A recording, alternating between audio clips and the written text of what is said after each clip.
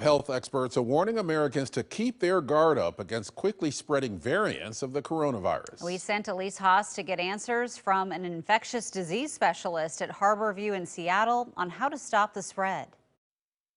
Like many in the United States, doctors here in the Pacific Northwest are studying these new, more contagious variants of the virus. The doctor that I talked to at Harborview says that we'd be lying if he said that they weren't concerned about these. There are several variants that are out there. There is the UK variant, the South African variant, and there's also one from Brazil. And when I sat down with infectious disease doctor John Lynch, he says that these variants are taking center stage in his line of work. He explains these variants hold potential to give us another plot twist in this pandemic if we aren't careful. So as we sort of see these changes in our society and sort of reopening at the same time as there's more transmissible variants around, my biggest concern is we're going to see more cases of COVID-19.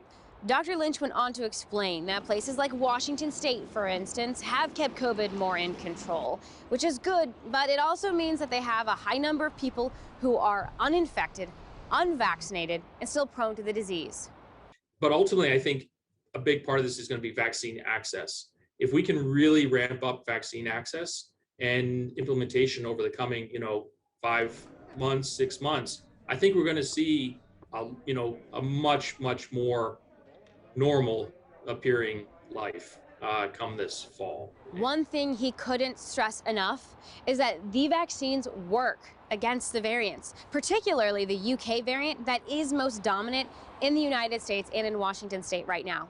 He explained that the South African variant, however, is one that appears to be more concerning with the vaccine. It doesn't mean that the vaccine doesn't work at all. It just means it doesn't work as well, but it still gives your body immune system some tools to be able to fight the disease if you were able to contract it.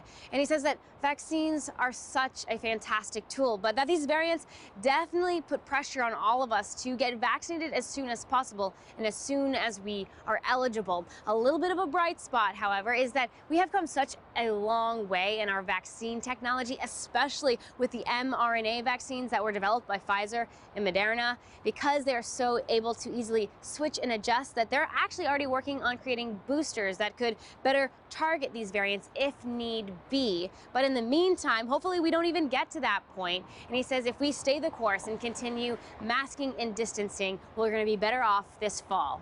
In Portland, Elise Haas, KOIN 6 News.